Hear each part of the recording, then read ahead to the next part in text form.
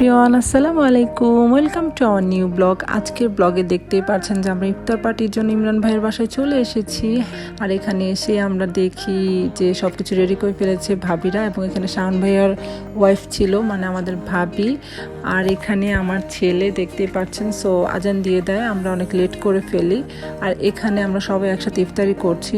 দেন আজকে সারা রাত কিন্তু আমরা সবাই একসাথে থাকবো, একসাথে সেহরি করবো, কারণ অনেকদিন পর কিন্তু এটা করছি।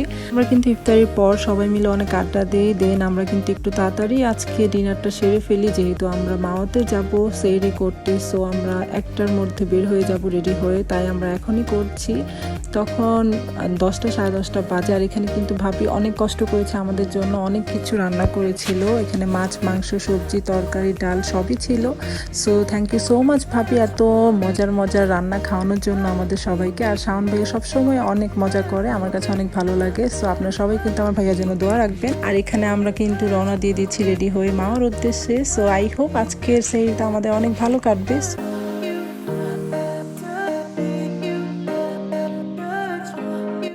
সো আমরা রওনা দিয়ে দিলাম। আর এখানে আমরা সবাই অনেক এনজয় করে যাচ্ছিলাম। এই যে শাওন ভাইয়া আছে এখানে, দেখতে পাচ্ছেন, সবাই ওনার জন্য দোয়া করবেন যাতে উনি সবসময় ভালো থাকে, সুস্থ থাকে।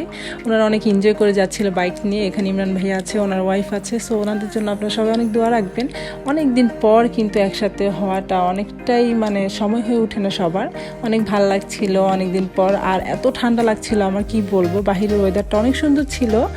সো ফাইনালি কিন্তু আমরা পৌঁছে গেলাম মাওয়াতে। আর দেখা যাক এখন আমরা কোথায় বসতে পারি। সো আপনারা কিন্তু দেখতে থাকেন আমাদের সাথে।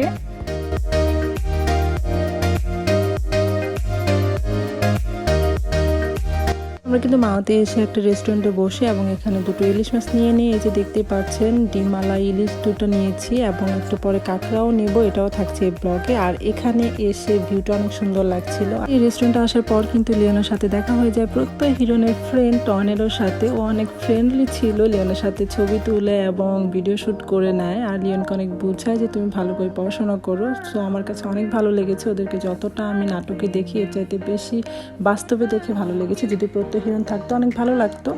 সো যাই হোক, এখানে কিন্তু আমাদের মাছ কাটা হয়ে গেছে। আর এখানে আমরা কাঁকড়া নিয়ে নিলাম খাওয়ার জন্য। লিওন অনেক পছন্দ করে কাঁকড়া। সো একটু পর কিন্তু এগুলো ফ্রাই করা হবে, আপনাদেরকে অবশ্যই আমি দেখাবো। আর এখানে লিওন কিন্তু চলে গেল বক্সিং খেলতে, ওর অনেক শখ হচ্ছিল। সো আমি আর ভাবি একসাথে চলে গেলাম বক্সিংয়ের জন্য। আর আমরা কিন্তু দেখছিলাম বক্সিং খেলছে। আর ওইদিকে কিন্তু আমাদের ইলিশ মাছগুলো ভাজার জন্য রেডি হয়ে গেছে। সো চলুন দেখে আসি।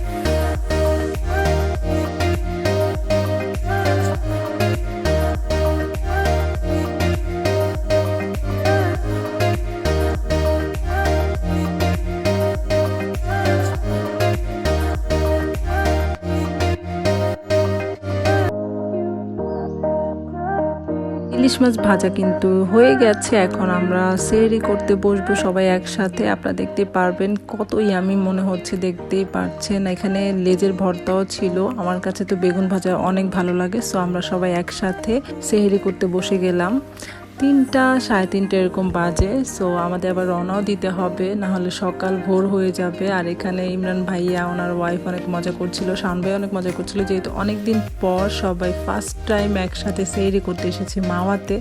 সো আমাদের এই সময়টা অনেক ভালো কেটেছে, কারণ সবাই একসাথে সেহরি করতে বাইরে আসাটা কিন্তু সবসময় হয় না। অনেক এনজয়েবল ছিল, আমার কাছে অনেক ভালো লেগেছে।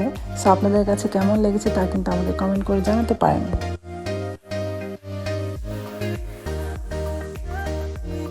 আমরা এখান থেকে বের হয়ে যাই, আর এটা হচ্ছে রেস্টুরেন্টটা, যেটার ভিউটা অনেক ভালো লেগেছিল আমাদের কাছে। আর এখান থেকে বের হয়ে আমরা চলে যাই বক্সিং করতে। তো এখানে আমরা সবাই চলে আসি একটু মজা করার জন্য। এখানে দেখতেই পারবেন আপনারা, সবাই কিন্তু বক্সিং চ্যাম্পিয়ন হতে চাচ্ছিল। আমার কাছে এই ব্যাপারটা অনেক ভালো লেগেছে, আশা করি আপনাদের কাছেও ভালো লাগবে।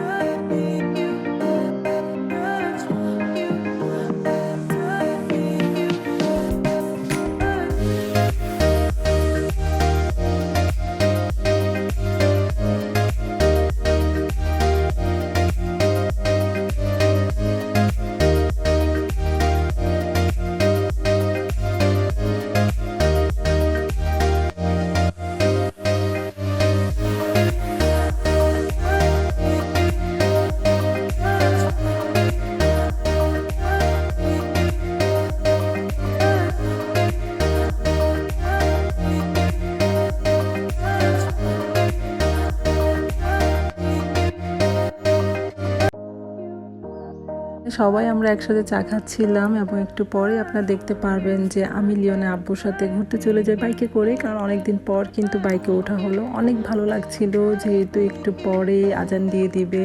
সো ফ্রেশ একটা ওয়েদার ছিল, আমার কাছে অনেক ভালো লেগেছে। অনেকদিন পর কিন্তু সবাই একসাথে ছিলাম, অনেক অনেক বেশি এনজয় করেছি আমরা সবাই। আপনারা সবাই আমাদের জন্য দোয়া রাখবেন, যাতে আমরা সবসময় এভাবে হ্যাপিলি থাকতে পারি। সো আপনারা সবাই কিন্তু আমার ছেলের জন্য দোয়া রাখবেন, যাতে সবসময় ভালো থাকে, সুস্থ থাকে। আর আজকে ব্লগটা ছিল এ পর্যন্তই। আশা করি এই ব্লগটা আপনাদের কাছে অনেক ভালো লেগেছে। যদি ভালো লাগে তাহলে লাইক করতে ভুলবেন না, এবং সাবস্ক্রাইব করে দিবেন আমাদের চ্যানেলটা। আর আজকে এখানে বিদায় নিচ্ছি, আশা করি নতুন কোনো ব্লগে আবার দেখা হবে। আল্লাহ হাফেজ, বাই বাই।